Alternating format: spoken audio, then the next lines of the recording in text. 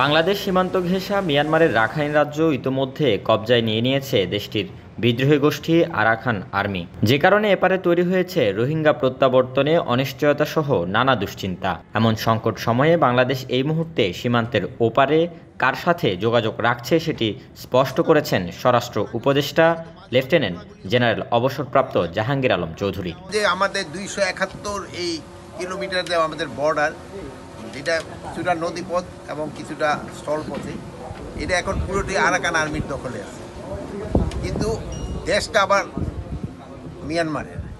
এখন আমাকে দোনোজনের সাথেই একটা সম্পর্ক বজায় রাখতে হচ্ছে এবং দোনোজনের সাথে আমাকে একটা যোগাযোগ আছে।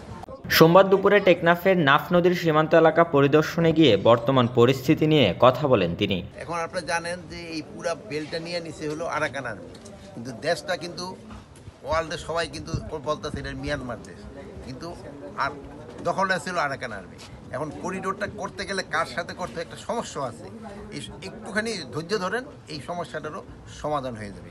রাখাইনে সংঘাতের প্রভাবে বাংলাদেশে ইতোমধ্যে 50 থেকে 60 হাজার রোহিঙ্গা অনুপ্রবেশ করছে দাবি করলেও তাদের বিষয়ে সরকার কী ধরনের সিদ্ধান্ত নেবে সেটি নিয়ে স্পষ্ট মন্তব্য করেননি স্বরাষ্ট্র উপদেষ্টা। তাদের এখনও নিবন্ধন করা হয়নি জানিয়ে তিনি বলেন, নতুন অনুপ্রবেশ করা রোহিঙ্গাদের খাবার সরবরাহ নিশ্চিত করা হচ্ছে আপাতত।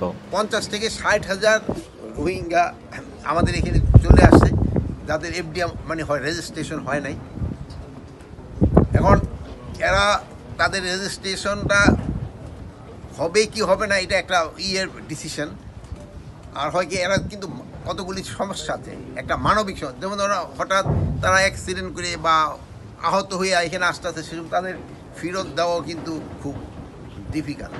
প্লাস এখানে তাদেরও কিছু নিজস্ব লোকজনও আছে, এটা একটা সমস্যা আছে। বাট এই 50 থেকে 60 হাজার এই রোহিঙ্গাদের কিন্তু ইনডাইরেক্টলি কিন্তু তারা এটা পাচ্ছে কিন্তু খাওয়ার এইটা। সীমান্ত পুরোপুরি নিয়ন্ত্রণে রয়েছে। ইতোমধ্যে সকল বিওপিতে অতিরিক্ত জনবল মোতায়েন করা হয়েছে। জনগণের ভয়ের কোনো কারণ নেই বলেন উপদেষ্টা।